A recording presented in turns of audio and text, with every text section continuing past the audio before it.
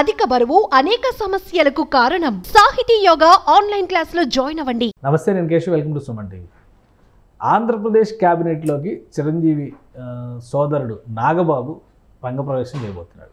అలానే రాజ్యసభలోకి చిరంజీవి కూడా అడుగు పెట్టబోతున్నారు. ఈ రెండు అంశాలకి సంబంధించినటువంటి న్యూస్ ఇప్పుడు అభిమానుల్ని, ప్రధానంగా మెగా అభిమానుల్ని విపరీతంగా ఆసక్తిలో, ఆనందంలో కూడా ముంచెత్తుతుంది. అసలు ఏం జరుగుతుంది? పవన్ కళ్యాణ్ ఆంధ్రప్రదేశ్ ఉప ముఖ్యమంత్రిగా సూపర్ హిట్ కొట్టిన తర్వాత, జాతీయ రాజకీయాల్లో తనదైన ముద్ర చూపించిన తర్వాత, తన ఇద్దరు సోదరుల్ని మరొకసారి చట్టసభలకు పంపించేటువంటి ప్రణాళికల్ని పకడ్బందీగా అమలు చేస్తున్నారా? అటు రాజ్యసభలోకి మెగాస్టార్ చిరంజీవి, ఇటు రాష్ట్ర క్యాబినెట్లోకి నాగబాబు అడుగు పెట్టడం ఫిక్స్ అయిపోయినట్టేనా? నాగబాబుకు సంబంధించి అఫీషియల్ స్టేట్మెంటే ఇప్పటికే వచ్చేసింది. అయితే చిరంజీవికి సంబంధించి ఇంకా అఫీషియల్ స్టేట్మెంట్ పెండింగ్ ఉంది. కానీ ఈ వార్తల్లో నిజమంత? ఈ అంశాన్ని విశ్లేషించేటువంటి ప్రయత్నం చేద్దాం. మనతో పాటు సుబ్రహ్మణ్యం గారు, అనలిస్ట్ ఉన్నారు. సుబ్రహ్మణ్యం గారు నమస్కారం. నమస్కారం సార్. మెగా ఫ్యామిలీ అనగానే ఒక రకమైన వైబ్రేషన్స్ ఉంటాయి. ఆటోమేటిక్గా ఈ ముగ్గురు బ్రదర్స్ గురించి రకరకాల డిస్కషన్, రాజకీయాలు, సినిమాలు ఇవన్నీ మేళవింపుగా చేసేటువంటి మాటలు. ఇప్పుడు ఏంటంటే ఎక్కువ మందిని ఇది నిజమా కాదా అనేటువంటి ఒక సస్పెన్స్ థ్రిల్లర్ని తలపిస్తున్నటువంటి అంశం రాజ్యసభకి చిరంజీవి గారు, అలానే రాష్ట్ర క్యాబినెట్కి నాగబాబు గారు. రెండో అంశం పైన అఫీషియల్ స్టేట్మెంట్ వచ్చేసింది. మొదటి అంశం ఇంకా పెండింగ్లో ఉన్న అంశం. సో ఏం జరగచ్చు, ఏం జరుగుతుంది సార్? ఇప్పుడు మీరు మొదటి నుంచి చూసినారంటే మెగా కుటుంబం ఈరోజు సినిమా ఇండస్ట్రీలో ఏలిందని, దానికి కారకుడు చిరంజీవి గారు. ఎక్కడో చెన్నైకి వెళ్ళి చిన్న చిన్న క్యారెక్టర్లు చేసి, తర్వాత ఖైదీ అనే సినిమాతో వచ్చి, ఆ తర్వాత ఆయన ఎలాంటి రోడ్ వేసినాడో, ఎంతమంది ఆయన వెనకాల ఆయన నీడలో వచ్చినారో, పవన్ కళ్యాణ్ గారు కూడా ఆయన నీడలో వచ్చి ఒక గొప్ప స్టార్ అయినటువంటి సిచ్యువేషన్. సో మెగా ఫ్యామిలీకి ఒక సినిమాటిక్ సక్సెస్ తీసుకొచ్చిన క్రెడిట్ మొత్తం చిరంజీవి గారికి. ఇలాంటి సిచ్యువేషన్లో మెగా ఫ్యామిలీ వచ్చి పాలిటిక్స్లో ఎంటర్ అయిన తర్వాత, ఎంటర్ అయ్యి చెప్పాలంటే ఫెయిల్ అయిన తర్వాత, వాస్తవానికి ఫెయిల్ అయిన తర్వాత బహుశా పవన్ కళ్యాణ్ గారు ఆలోచించుంటారు, మా అన్న మాకందరికి ఒక బాట వేసినాడు కదా సినిమా ఇండస్ట్రీలో, మమ్మల్ని అందరినీ ఒక గొప్ప స్థితికి తీసుకొచ్చినాడు కదా, మా అన్న కోరిక ఏదో ప్రజలకు సేవ చేయాలని చెప్పేసి పాలిటిక్స్లోకి ఎంటర్ అయ్యి అందరి దగ్గర నానా మాటలు అడిగించుకొని, కోడిగుడ్లతో కొట్టించుకొని, అక్కడ ఆయన ఎవరూరి దగ్గర ఎన్నో అడ్డంకులు తెచ్చుకొని, ఎన్నో అవమానాలు భరించి, కొంత దూరం ప్రయాణించి అవన్నీ ఆయన స్వీకరించలేక, ఆయన కొంచెం సున్నిత మనస్కుడు కాబట్టి వెనక్కి వచ్చేసినాడు. ఎంత వెనక్కి వచ్చినప్పటికీ ఆయనకు కొంత అసంతృప్తి ఉంటుంది. ఎందుకంటే రాజకీయంలో పోయి జనాలకి సేవ చేయలేకపోయినామే అనేసి. సో ఆయన కోరిక మనకు తీరిస్తే ఎలా ఉంటుందని చెప్పేసి ఏదో ఒక రోజు స్ట్రాంగ్గా డెసిషన్ తీసుకున్నట్టున్నాడు పవన్ కళ్యాణ్ గారు. అందుకని రాజకీయాల్లో ఎన్ని మాటలన్నా కానీ ఫైట్ చేసి ఎన్నో దెబ్బలు తిన్నాడు కదా సార్ ఆయన కూడా. అయినా కానీ వదలలేదు ఆయన. వాళ్ళ అన్నగారిని స్ఫూర్తిగా తీసుకొని ఏ విధంగా అయితే ఒక ఫిల్మ్ ఇండస్ట్రీలో, చలనచిత్ర పరిశ్రమలో అందరికీ ఒక బంగారు బాట వేసి సక్సెస్ చేసినాడో, ఆ స్ఫూర్తిని తీసుకొని ఈయనలో ఉన్న నిజాయితీని, ఈయనలో ఉన్న పట్టుదలని కలిపి ఈయనకి అప్పుడు ప్రజారాజ్య పార్టీలో ఈయన కూడా తొడలు తరిసినాడు పవన్ కళ్యాణ్ గారు. రాజ్యం ప్రెసిడెంట్ కదా, తరిసినాడు. పంచులిప్పు కొట్టాలన్నాడు, ఏదో అన్నాడు. బట్ కొన్ని కారణాల వల్ల, కొన్ని తప్పిదాల వల్ల అది ఫెయిల్ అయ్యింది.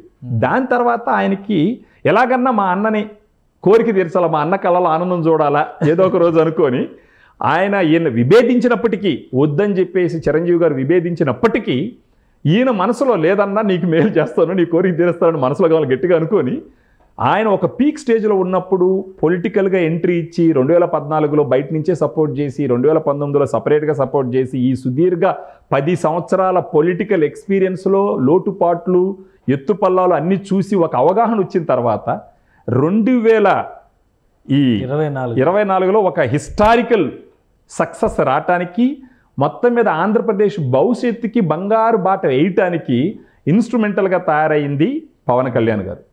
అదే కాకుండా దేశ స్థాయిలో కూడా పొలిటికల్గా వాళ్ళ అన్నకు రానటువంటి గొప్ప పేరు సంపాదించినాడు.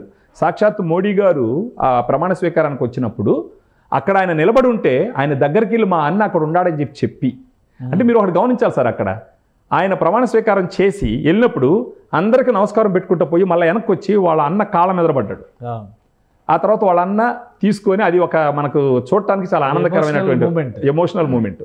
ఒకప్పుడు చిరంజీవి ఆయన నా తమ్ముడికి నాకేం సంబంధం లేదని చెప్పినటువంటి వ్యక్తిని, రాజకీయాలు వేరు, నా సినిమాలు చెప్పినటువంటి వ్యక్తిని ఆడదాకా తీసుకొచ్చే విధంగా ఈయన రాజకీయ ప్రయాణం సాగింది అని అంటే, ఆయన ఎంత ఇంప్రెస్ చేస్తుంటే ఈయన పడ్డటువంటి కష్టాలు. ఒకప్పుడు వాళ్ళు అంటున్నది, మా బాబాయికి ఎంతో పీకుంటే ఆడబోయి ఎండకి వానకి తిరిగి అందరి దగ్గర మాటలు పడి ఆయన ఎన్నో అవమానాలు ఎదుర్కొని, అంటే దీనికన్నిటికీ కారణం ఏంటంటే మా అన్న మాకు అందరికి మంచి భవిష్యత్తు ఇచ్చినాడు, రాజకీయంగా కూడా అంటే వీళ్ళకేం భవిష్యత్తు అవసరం లేదు, పొలిటికల్ గా కూడా ఆయనకు ఒక తృప్తిని ఇవ్వాలని చెప్పేసి ఆలోచించి అవన్నీ ఆయనకి చెప్పకపోయినప్పటికీ ఇది మనందరం ఊహించిందే, ఆయన ఒకసారి లెవెల్కి వస్తే మళ్ళీ వీళ్ళందరినీ తీసుకొచ్చి పెడతారని చెప్పేసి ఆ సమయంలో అసలు కలవరు అనుకున్నారు. కానీ మన బట్టి వాళ్ళు ఎప్పుడు ఊహించడం ఏదో ఈయన పెద్ద ప్లాన్ వేస్తున్నాడని. ఆ తర్వాత ఈయన ఒక గొప్ప స్టేజ్కి వచ్చి రాజకీయాలను ఆంధ్రాలోనే శాసించే స్థితి నుంచి దేశ రాజకీయాల్లో కూడా ఒక ప్రముఖ పాత్ర పోషించేటటువంటి స్థానానికి రీచ్ అయ్యి చల్లగా నాగేంద్ర బాబు గారిని తీసుకొచ్చి స్టేట్ క్యాబినెట్లో పెడుతున్నారు ఇప్పుడు.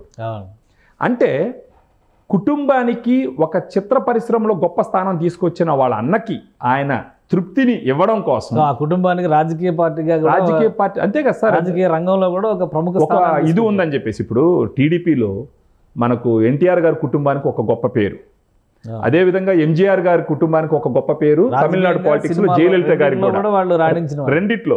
బహుశా పవన్ కళ్యాణ్ గారు డిసైడ్ అయ్యి ఉంటారు, ఇంత సినిమా ఇండస్ట్రీలోనే మా అన్న ఇంతమందికి జీవితాన్ని ఇచ్చినాడు మాకందరికీ, ఆయన కోరిక నేను ఎందుకు నెరవేర్చకూడదని అనుకుని అఫ్కోర్స్ ఆయనకి ప్రజల మీద ఉన్నటువంటి అక్కర ఇది కూడా తీసుకొని వచ్చి, అంటే పోయేటటువంటి పరిస్థితులు చూస్తుంటే ఖచ్చితంగా చిరంజీవి గారిని తీసుకెళ్ళి మళ్ళా అక్కడ రాజ్యసభలో కూర్చోపెట్టి ఆ రోజు కలిసి అన్న నీ కోరిక నెరవేర్చినాను, పొలిటికల్గా దేశం మొత్తం మన కుటుంబం గురించి మాట్లాడే స్థితికి నేను తీసుకొచ్చినాను, కేవలం నీ కోరిక నెరవేర్చడానికి నీ ఆశని ఫుల్ఫిల్ చేయడానికి చేసినానని చెప్పే రోజు కూడా ఖచ్చితంగా వస్తుంది. ఇప్పుడు ఆయన డిప్యూటీ సీఎం అయిన తర్వాత మీరు గమనించినారంటే ఒక్కొక్క ఇన్సిడెంట్ ఆయన ఇంటికి వెళ్ళి వాళ్ళ అన్న ఆనందంగా అంత పెద్ద మాలెత్తేయడం, వాళ్ళ అన్న ఈ వయసులో కూడా వాళ్ళ అన్న కాళ్ళ ముందర పడడం, ఆయన భార్య కూడా అక్కడి నుంచే కదా అసలు ఎమోషనల్ బాండింగ్ అనేది. అంతకు ముందరంతానేమో పవన్ కళ్యాణ్ గారు రాజకీయాలతో సంబంధం లేదని చిరంజీవి గారు ఆయన పని ఆయన చేసుకుంటారు, ఈయన పని ఈయన చేసుకుంటారు.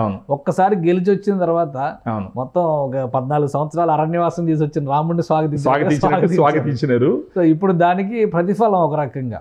సో మెగా ఫ్యామిలీలో రాజ్యసభకి వెళ్ళడానికి అవకాశాలు ఉన్నాయంటారు? ఖచ్చితంగా ఉన్నాయి సార్, ప్రొవైడెడ్ ఇప్పుడు చిరంజీవి గారు దీన్ని ఎలా తీసుకుంటారో అదొకటి ఒకసారి మనం గమనించాలి. అప్పటికి ఆల్రెడీ డిస్కషన్ జరుగుతూ ఉంటుంది. ఈయన ఇప్పుడు అది సినిమాలో బాగా యాక్టివ్ అయినాడు కదా ఈయన. సో బహుశా ఆయనకి ఒకవేళ అంటే నాకు నా తమ్ముడికి సంబంధం లేదన్నటువంటి చిరంజీవి గారిని ఇంత దూరం తీసుకొచ్చిన పవన్ కళ్యాణ్ గారు ఏడ నుంచి అక్కడ కూడా తీసుకెళ్తారు అని అనుకోవడంలో మనం సందేహించాల్సిన అవసరం లేదు. అయినా అక్కడ ఆల్రెడీ ఒక రోడ్ మ్యాప్ రెడీ చేసి పెట్టుంది. ఎందుకంటే మనం గతంలో కూడా పద్మవిభూషణ్ వస్తుంది చిరంజీవి గారికి ఒక వీడియో చేస్తే నేను చాలా మంది కామెంట్ చేశారు, తర్వాత డిక్లేర్ అయింది. ఎందుకంటే పొలిటికల్గా సదరన్ పాలిటిక్స్లో ముఖ్యంగా దక్షిణాది రాష్ట్రాల్లో ఒక బలమైనటువంటి శక్తులుగా ఉన్నటువంటి వాళ్ళని ఎన్డీఏ కూటమి పరంగా కానీ బీజేపీ పరంగా కానీ వాళ్ళని తీసుకొచ్చేటువంటి ప్రయత్నం అధిష్టానం చేస్తూనే ఉంది వరుసగా. సో అదే క్రమంలో పద్మవిభూషణ్ ఆ పురస్కారం దక్కింది. ఇప్పుడు రాజ్యసభ అనేటువంటి గౌరవం, ఎందుకంటే రాష్ట్రపతి కోటాలో 4 సీట్లు ఖాళీ ఉన్నాయి, భర్తీ చేయాలి. దక్షిణాదికి కూడా 1-2 సీట్లు ఇవ్వాల్సినటువంటి బాధ్యత కేంద్రానికి ఉంటుంది కదా. సో చిరంజీవి గారు బెస్ట్ ఆప్షన్ అవడానికి కూడా అవకాశం ఉంటుందని అనుకోవచ్చు కదా సార్. మొదటి నుంచి మీరు చూసినారంటే బీజేపీ కూడా చాలా కన్సిస్టెంట్ గా పర్సువేట్ చేస్తుంది కదా చిరంజీవి గారిని. పవన్ కళ్యాణ్ గారికి ముందరి నుంచే బీజేపీ చిరంజీవి గారితో టచ్ లో ఉండి, ఆ బీజేపీ చిరంజీవి గారితో టచ్ లోకి వచ్చిన తర్వాతనే కాంగ్రెస్ తో చిరంజీవి గారు అంటి ముట్టినట్టు జరిగినారు. యాక్చువల్ గా వాళ్ళని పర్సువేట్ చేసినారు, సంభవం ఈయనకి ముందరకు పోలా. కానీ ఇప్పుడు ఈ తమ్ముడు ఒక తిరుగులేని శక్తిగా ఎదిగేసరికి ఖచ్చితంగా ఇది పొలిటికల్ కలర్ లేదు కదా. నామినేటెడ్ అంటే చాలా మంది ప్రముఖుల్ని చాలా మందిని నామినేట్, సచిన్ టెండూల్కర్ కూడా నామినేట్, సుధామూర్తి గారు చాలా మంది వచ్చారు. సో అదే తరహాలో రాజ్యసభకి నామినేట్ చేయడానికి అయితే అవకాశం దీంట్లో ఒప్పుకోవచ్చు. ఎందుకంటే ఈయనకి విమర్శలు చాలా తక్కువ ఉంటాయి దీంట్లో. చిరంజీవి గారు కొంచెం సున్నిత మనస్కులు. ఇప్పుడు రోజా గారు ఏదో విమర్శించినప్పుడు దేన్ని ఆశించి మమ్మల్ని ఇట్లా కామెంట్ చేస్తారు, తీసుకొచ్చి పెట్టి భోజనం పెడితే కూడా ఆప్యాయతలు ఏమైనా అని చెప్పి అంత సున్నిత మనస్సుతో ఉన్నటువంటి వ్యక్తి ఈ రాజ్యసభ పొజిషన్కి ఖచ్చితంగా సూటబుల్. అక్కడ పెద్దగా ఇవి ఉండవు కాబట్టి సో ఖచ్చితంగా ఒప్పుకునే దానికి అవకాశాలు ఉన్నాయి. ఈవెన్ బీజేపీ కూడా ఎప్పటినుంచో కన్సిస్టెంట్ గా పర్సువేట్ చేస్తుంది. అది ఇప్పుడు పవన్ కళ్యాణ్ గారి మూలంగా చిరంజీవి గారు అది ఎక్కువ ఇంప్రూవ్మెంట్ చేసేదానికి అవకాశాలు మెండుగా ఉన్నాయి సార్. అంటే పెద్దన్న రాజ్యసభకి, చిన్న రాష్ట్ర రాష్ట్రపతికి మధ్యలో తమ్ముడు వచ్చేసి అన్నిటికీ ఇంకా అన్ని ఓవరాల్ గా ఆయన సమన్వయకర్త ఆయనే కదా.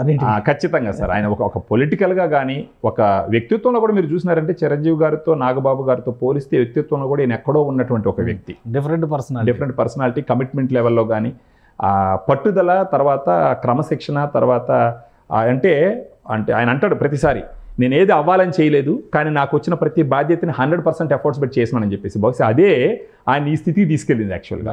సో అలాంటి సిచ్యువేషను. సో అన్న ఒక చిత్ర పరిశ్రమలో వీళ్ళందరినీ ఒక స్టార్ లాగా తీసుకుని కూర్చోబెడితే, తమ్ముడు ఒక రాజకీయ ముఖ చిత్రంలో వీళ్ళ అన్నల్ని ఇద్దరిని తీసుకెళ్ళి ఒక స్టార్లుగా కూర్చొని పెట్టే అవకాశాలు చాలా మెండుగా ఉన్నాయి. Right right. అంటే ఈ ప్రాసెస్లో ఇంకోటి కూడా మనం అనుకోవాలి సార్, ఈ ప్రాసెస్లో పవన్ కళ్యాణ్ గారు లీడ్ చేస్తున్నారు కాబట్టి జనాలకు కూడా ఎంతో మేలు చేసే అవకాశాలు మెండుగా కనిపిస్తాయి compare to other politicians. Right right. Thank you Subrahmanyam గారు. ఇది ఆంధ్రప్రదేశ్లో మొదలైనటువంటి జనసేన ప్రస్థానం ఒక్కొక్కటిగా విస్తరిస్తూ ముందుకెళ్తుంది. అలానే పవన్ కళ్యాణ్ అనుసరిస్తున్నటువంటి వ్యూహాలు సినిమా రంగంలో మెగాస్టార్ ఎలా అయితే పనిచేశారో రాజకీయ రంగంలో మెగా ఫ్యామిలీకి అలాంటి ఔన్నత్యాన్ని తీసుకొచ్చేటువంటి కృషి చాలా స్పష్టంగా చేస్తున్నట్టుగా కనిపిస్తుందని సుబ్రహ్మణ్యం గారు విశ్లేషిస్తున్నారు. ఇక అనుకున్న అంచనాల ప్రకారం కనుక ఈ ప్లాన్ ప్రకారం చూస్తే రాష్ట్ర క్యాబినెట్లోకి నాగబాబు ఎంట్రీ అనేది కన్ఫర్మ్ అయిపోయింది. ఇక రాజ్యసభ సీటు పైన కూడా అధికారిక ప్రకటన అతి త్వరలోనే వచ్చే అవకాశం ఉందని సుబ్రహ్మణ్యం గారు విశ్లేషిస్తున్నారు. ఎందుకంటే జనవరిలోగా ఈ రాజ్యసభ స్థానాలను భర్తీ చేయాల్సినటువంటి అవసరం కూడా కాన్స్టిట్యూషన్ పరంగా కనిపిస్తుంది. సో అతి త్వరలో చిరంజీవిని రాజ్యసభలో చూసే అవకాశాలు పుష్కలంగా ఉన్నాయని విశ్లేషిస్తున్నారు. ఇది special discussion. Keep watching. Suman టీవీలో మీ పర్సనల్ అండ్ బిజినెస్ ప్రమోషన్స్ కోసం కింది నెంబర్కి కాంటాక్ట్ చేయండి.